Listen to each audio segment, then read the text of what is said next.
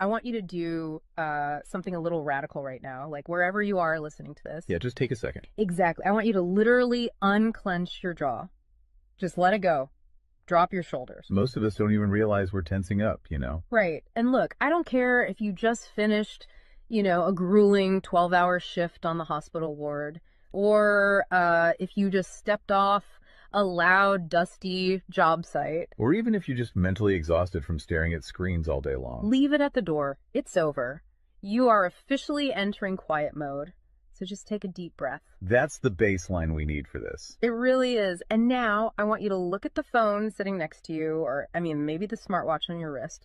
Every single time that screen lights up, every time it buzzes, it steals exactly 23 minutes of your life. Welcome to the deep dive. It really is a staggering number to confront when you put it like that. 23 minutes Yeah. from one buzz. Yeah, because we tend to measure interruptions in like the seconds it takes to glance at a screen, right? Whoa! We completely ignore the massive cognitive debt we incur the moment we look away from our deep work. And that cognitive debt, that is exactly the central target of our mission today. Okay, let's unpack this. We are exploring The Sovereign Architect's Guide by Chillstar 08. Specifically, episode 6, which is titled Deep Work Dynamo, How to Finish Your Week in 4 Hours. Right. And if you remember in our last deep dive, we talked about installing drawing those boundaries and reclaiming your personal space. But clearing the space is just step one. It actually reveals a much deeper, much more intimidating problem. Yeah, the void. What are we actually supposed to be building in that silence we just fought for? Because if we don't have a blueprint, the noise of the world is just going to rush right back in to fill it. Oh, for sure. We have this natural horror of a vacuum. The second our schedule opens up even slightly, our instinct is to pack it with activity. We just have to be doing something constantly. Exactly. We are culturally conditioned to equate motion with progress. Yeah. But Chillstar 08 introduces a really brilliant distinction here. She talks about the trap of idling. I love this concept so much. Think about a car engine, right? Mm-hmm. The engine is running, the pistons are firing, it's burning through all this expensive fuel, making a ton of noise and vibration. But the car is in park. Yes, it isn't going anywhere, and that is what most of our daily quote-unquote busyness looks like. We feel incredibly productive because we are in constant motion. Right. You check a text message while you're sitting at a stoplight. Or you answer a quick email while walking from your car to the front door. You stare at a spreadsheet on your laptop while, your family dinner is sitting right in front of you, literally getting cold. And that right there is the illusion of productivity. You end your day feeling physically and mentally depleted because you were constantly doing something. So you didn't actually do anything that matters. Exactly. If you step back and evaluate your legacy, the deep, meaningful work, the art, the business strategy, the relationships. Right, the relationships that actually move your life forward. None of it progressed. You spent 8 hours idling. You were everywhere, which means you were truly nowhere. Man, that hits hard. And this brings us back to that terrifying 23-minute statistic from the research she cites. I don't want to just gloss over this. No, we definitely shouldn't. Because understanding the mechanism behind it is crucial. Why does a 5-second distraction cost us almost half an hour? It basically comes down to how our prefrontal cortex manages working memory.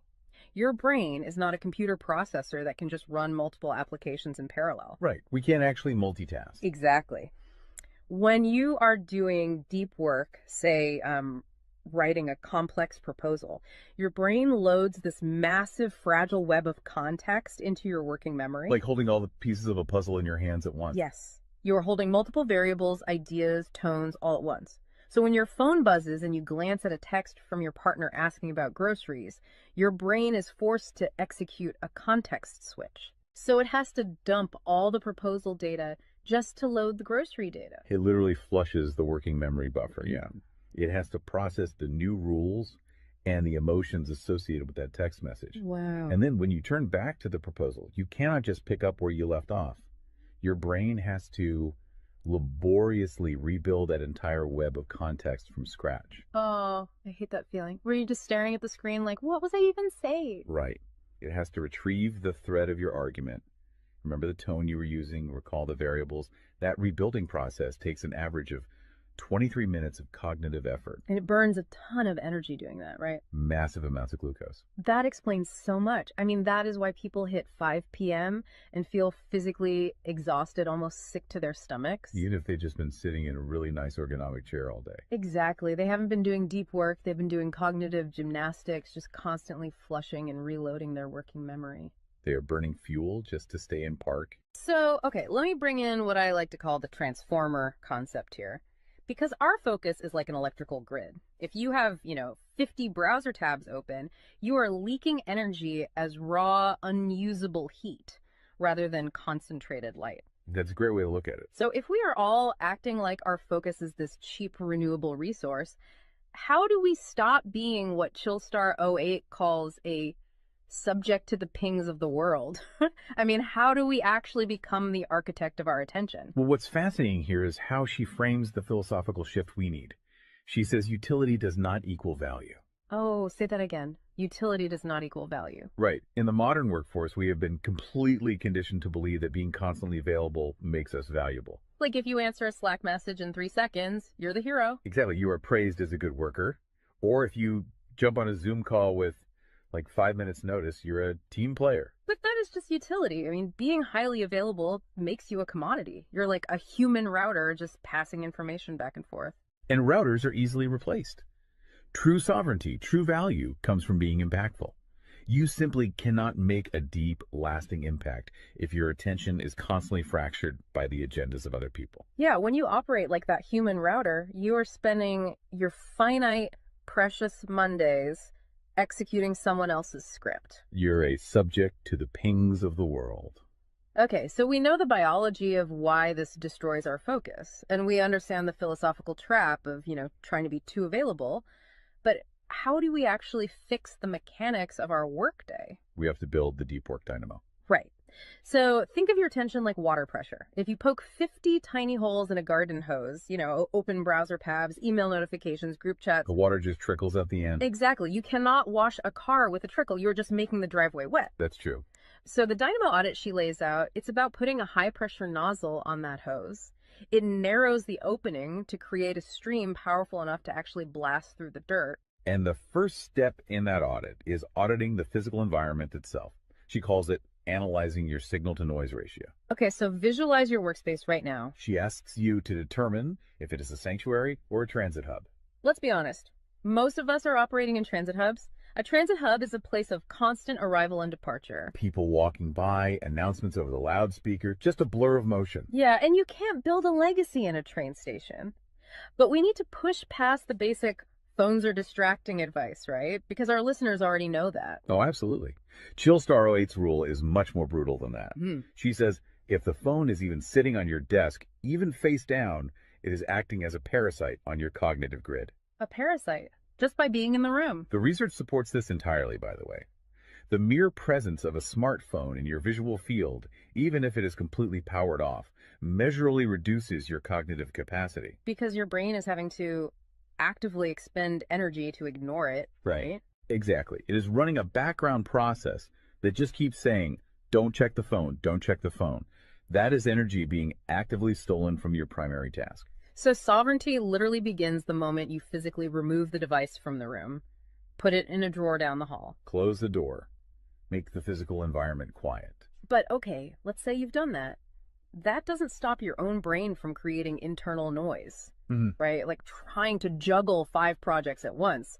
How do we fix the internal wiring? That brings us to the second pillar of the audit, which is the batch wiring rule. This directly addresses the danger of switching fatigue, which we touched on with that 23-minute penalty. Right, the cognitive glucose burn. Yeah. When we attempt to multitask, like writing a creative brief, then pausing to check inventory levels, then answering 3 customer service emails. And then trying to go back to the brief. Right. We are grinding our mental gears to dust. We are switching between entirely different cognitive states. Because creative writing uses a completely different part of the brain than calculating inventory, obviously. They require entirely different operating frequencies.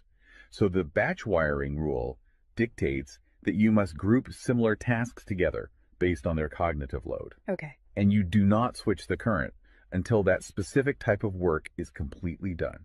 You do all your deep analytical thinking in one high voltage burst. And then you save all your reactive administrative stuff for a separate lower voltage block later in the day. Precisely. It's all about staying in one gear. Like if you are driving up a really steep hill, you don't constantly shift between first gear and fifth gear. You lock into the gear that provides the right torque and you just ride it out. That's a perfect analogy. But okay, here's where it gets really interesting.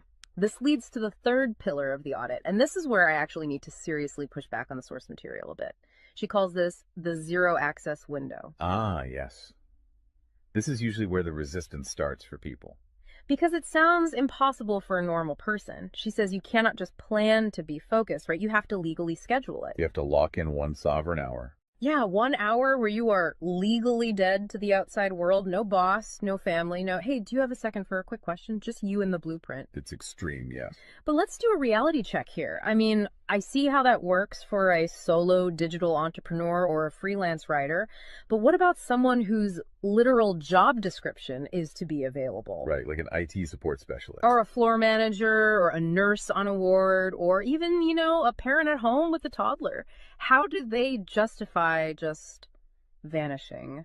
It feels like this advice only applies to a very specific, privileged type of worker. That is the most common and, frankly, the most valid hurdle to this entire system. But we really have to look at how the principle scales, and we have to look at the internal psychology of the worker. Okay, walk me through that. First, let's address the context of Chillstar '08's own life. She is not some solitary monk living on a mountain. She is a wife, a mother, and a grandmother. Oh, wow. Okay. Yeah, and she runs a luxury travel agency and a digital marketing business. Her entire professional and personal life is built around communication and client management.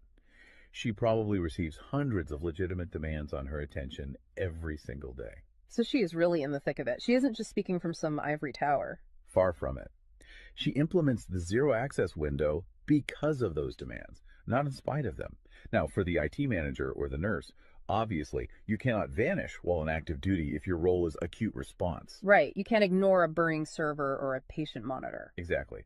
But the principle applies to the deep work surrounding the active duty, the scheduling, the charting, the strategic planning. Even in highly reactive jobs, there is legacy work that gets pushed to the margins. That makes sense. And the challenge isn't just logistical, it is deeply psychological. It's the internal guilt, isn't it? Yes, exactly. People feel like bad employees or bad parents or bad partners when they set a hard boundary. Yeah. We tie our entire self-worth to our responsiveness. We think, if I am not instantly available, I am failing them. Man, that is so true. We feel guilty for taking an hour to ourselves. But setting a zero access window is not about neglecting your family or your team. It is about condensing your high level work into massive, high impact bursts of energy so that you can actually be present later. Wow. Okay. Consider the alternative. If you don't carve out that absolute focus, you end up giving your family or your team partial fractured attention for 12 hours straight. Exactly. You are physically at the dinner table, but mentally you are drafting an email. Or you are sitting on the floor playing with your kid, but you're checking a Slack notification over their shoulder. You are trading constant low quality availability for scheduled high quality presence. It is entirely about communicating boundaries to protect the quality of the time you do give people. You tell your team, look, I am going offline for 60 minutes to finish this crucial report. If the servers literally catch fire, call this specific emergency number. Otherwise, I will address all questions at 11:00 a.m. Right. You aren't vanishing to hide. You are vanishing to get the work done efficiently so you can actually live your life. Which brings us to the ultimate why behind this entire system. Because once you fight through that guilt, once you build this 4-hour fortress, you have to know what it is all for. It's not just about becoming a hyper-efficient robot. No, because if you use these tools just to do more of your boss's busy work or to take on 3 more stressful projects, you have entirely missed the point. You are just speeding up the treadmill. If we connect this to the bigger picture, the destination we are driving toward is a concept she calls passive magnetism. Okay, break down passive magnetism for us, because it sounds a bit abstract. Think of it as the gravity your work generates when it is undeniably good. Most people operate with active desperation. They're loudly networking, constantly posting, aggressively chasing clients or promotions. Just relying on sheer volume to get noticed. Right.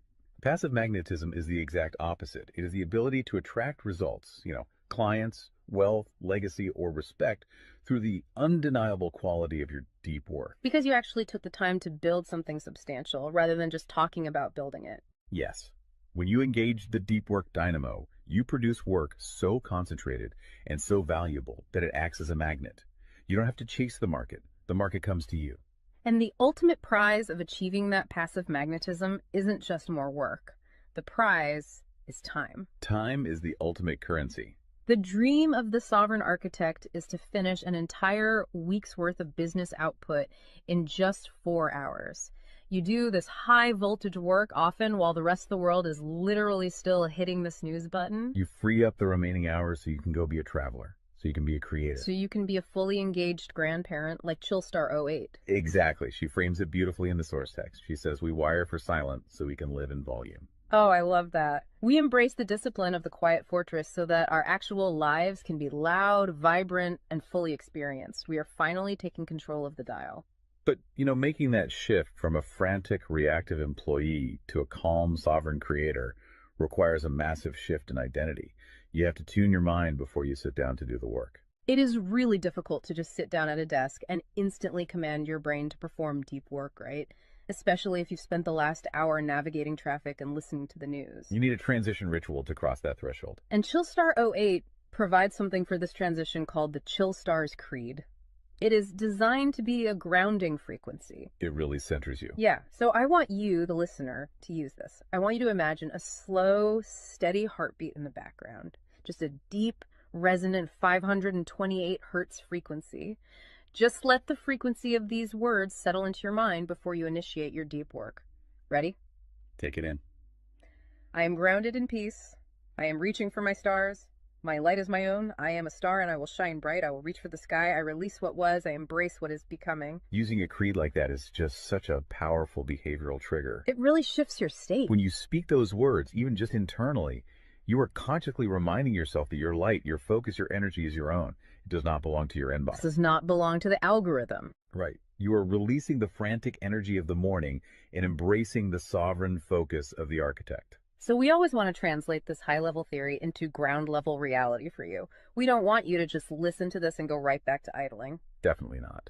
Here's your 1% install.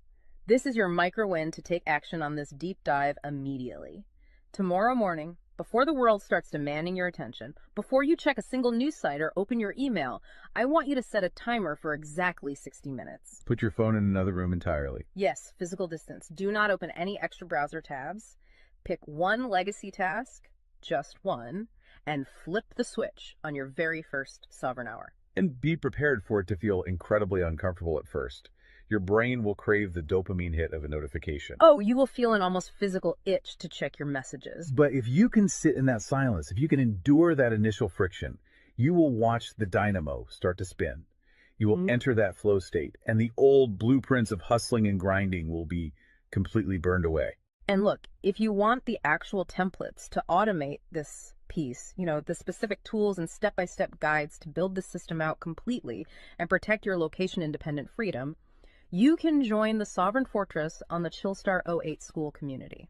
All the blueprints are there waiting for you. They really are. As we wrap up this deep dive, I want to leave you with one final thought to explore on your own. We have spent this entire session talking about the mechanics of work. We've talked about condensing your week's output into just 4 hours of pure, undistracted focus. But if you actually achieve that, you're going to be faced with a beautiful, kind of terrifying question. What's that? Who are you going to become in the remaining 164 hours of your week? What if your true legacy has absolutely nothing to do with what you produce while you are busy, but entirely to do with who you are when you are finally completely silent? Wow. Unclench that jaw. Drop those shoulders. Step into the quiet. Go be great and flip the switch. We'll see you on the next deep dive.